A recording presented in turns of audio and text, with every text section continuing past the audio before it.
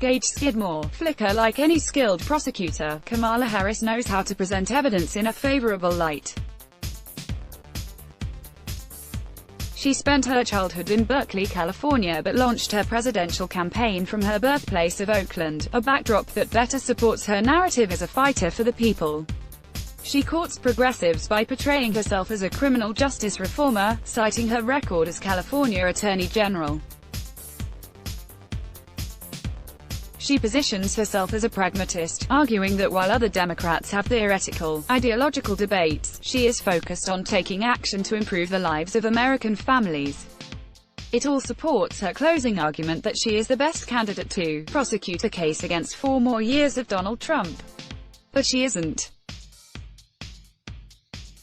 Harris's more complete history tells a different story, one of a candidate with limited experience, a controversial track record, frequent reversals on policy issues, and election results that don't inspire confidence. Because she rose to national prominence so quickly, it's easy to forget that Harris is still not halfway through her first term in the Senate. She was inaugurated in January 2017. 18 months later, she was already spending more on Facebook ads to harvest emails from potential supporters than any other Democratic presidential contender, seemingly preparing to run for president shortly after or becoming a senator.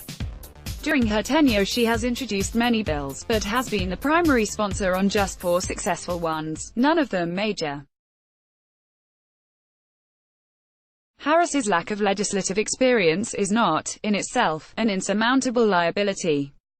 Barack Obama successfully ran for president in the middle of his first Senate term and served admirably once elected. But Obama's limited track record was defined primarily by his principled opposition to the Iraq War. Harris's record is defined by controversial decisions and politically convenient turnarounds. As California Attorney General, she and her staff fought to uphold wrongful convictions and prevent potentially exculpatory evidence from coming to light, as has been well documented. She supports marijuana legalization now, but she refused to express an opinion in 2014 or 2016. In 2017, she introduced a bill to reform the cash bail system, but as San Francisco District Attorney, she supported raising cash bail costs. She has oscillated when asked about the role private insurance should have in our healthcare system. Harris is quick to tout her most notable achievements including, Back on Track, the 2005 program aimed at reducing recidivism, requiring police officers under her direct supervision to wear body cameras, and instituting racial bias training for officers in 2015, all of which are commendable. But she has not admitted to, nor offered convincing answers for, her less laudable conduct, probably because she can't. What good explanation is there for trying to keep an innocent man in prison? Some commentators, like Bill Maher, have argued that we should be less concerned about how politicians like Harris evolve than where they end up. But Harris has changed positions so often that it's difficult to know when she has finally made up her mind.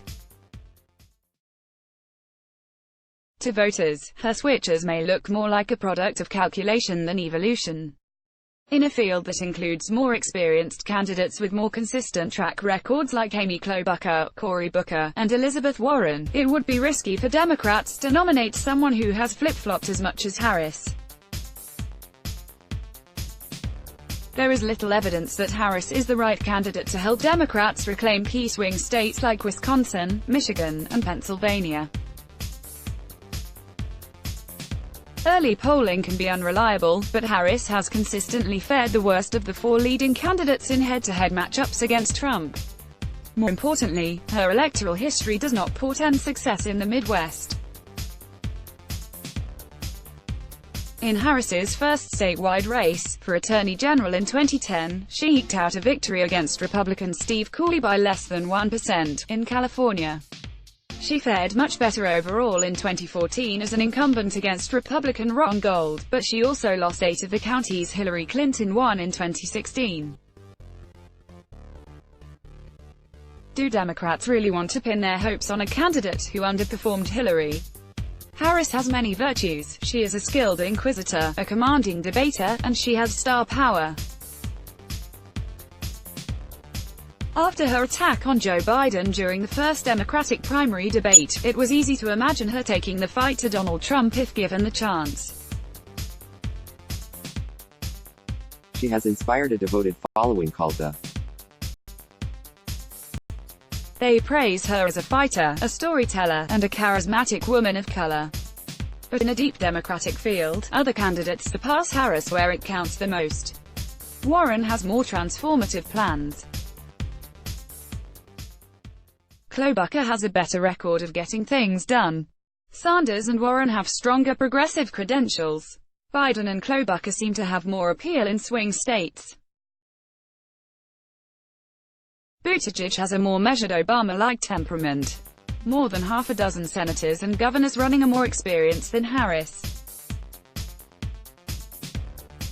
Perhaps against a former reality star, Harris's star power should count for more, but her appeal may be too limited to attract broad support. Indeed, as Harris's star has risen, so has criticism of her approach. Whereas Harris's supporters delighted in her attack on Biden for his record on busing, many Democrats saw it as a cheap shot to attack Biden for having a position on forced busing in the 1970s that is eerily similar to Harris's position today. When pressed after the debate, Harris admitted that she doesn't currently support federally mandated busing, saying that busing should be in the toolbox of what should be considered by a school district. In other words, she criticized Biden for not supporting something that she doesn't support either.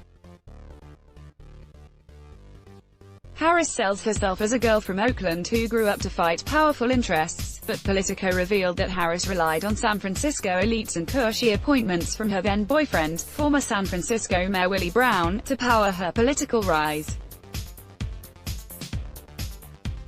Harris's emphasis on identity politics is similarly risky.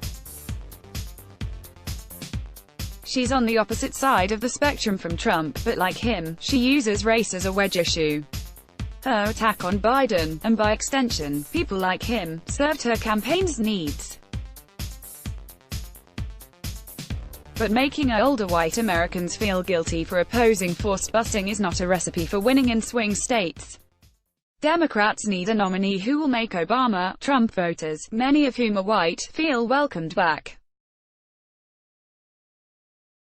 Perhaps most importantly, Democrats need a candidate who provides strong, favorable contrast to Donald Trump, a sincere, dedicated public servant with a record of fighting for the working class who unites Americans by appealing to their better nature. Harris, of course, embodies those qualities more than Trump ever could. But if she is the nominee, she will be susceptible to many of the same attacks Hillary experienced. She will be easily portrayed as a shape-shifting liberal, bankrolled by the rich, too focused on ascending the political ladder, attacks from which someone like Klobuchar or Warren would be largely immune. It's a cliché, but the 2020 election is historically important and Democrats need to get it right. The stakes are simply too high to rely on a largely untested candidate with lackluster election results in red and purple districts. They need to back an experienced nominee with a consistent record who can persuade swing voters. With many strong candidates to choose from, Kamala Harris is a risk Democrats shouldn't take. Let's block ads. Why?